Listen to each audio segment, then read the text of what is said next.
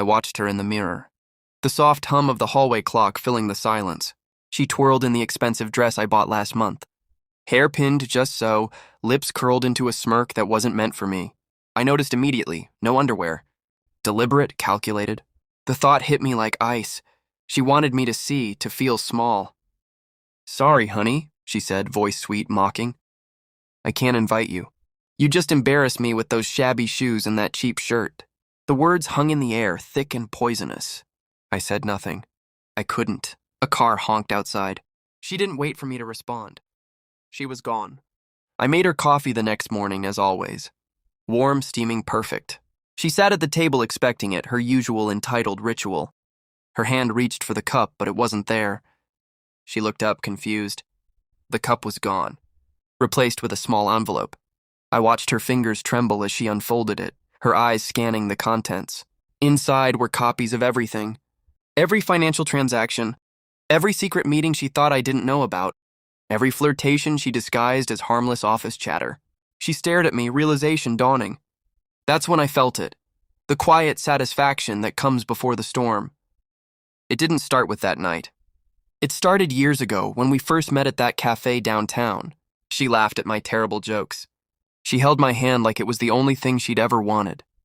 I believed in us, trusted her entirely. Every plan we made, every dream shared. It was a world I built around her. And she tore it down with the casual cruelty of someone removing wallpaper. I began noticing things slowly at first. The little detours, late nights, unexplained expenses. Her laughter over the phone, hushed when I walked by. It was subtle, almost invisible. Until it wasn't.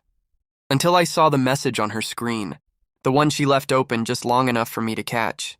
The man, the words, the excitement in her text. It all crystallized into one sharp, unbearable truth. I didn't scream. I didn't confront. I let it simmer.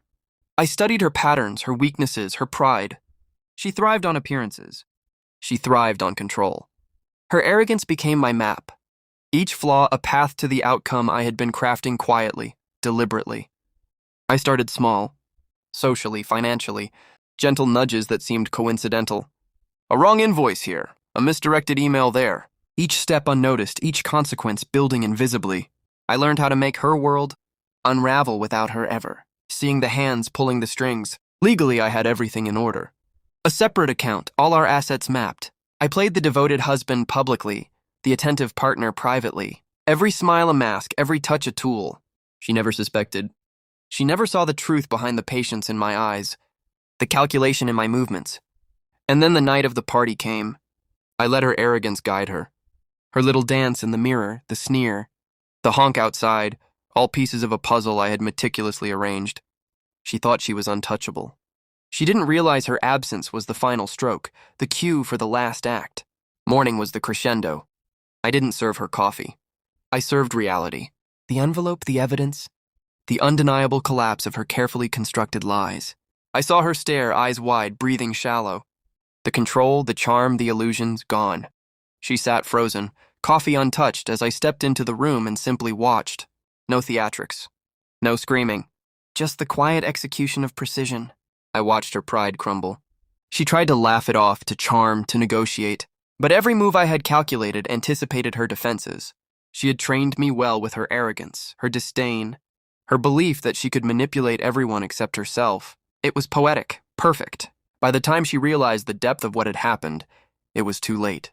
Her reputation, her financial leverage, her social standing, all dismantled quietly, methodically.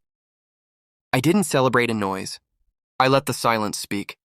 I let her understand fully the extent of the betrayal she thought she could hide from me. Sitting alone later, I poured myself a coffee. Strong, black, unshared. I could feel the tension in my body unwind. The slow release of all the tight knots betrayal had left behind. I thought about the life we could have had. The love I had once trusted and smiled, not at her, not in triumph, but at myself. I had walked through fire and emerged unscathed.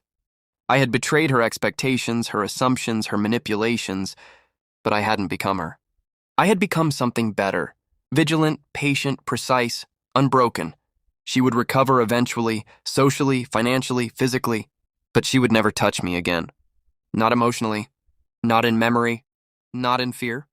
I had taken the invisible, elegant path to justice, and it was more satisfying than any confrontation could have been.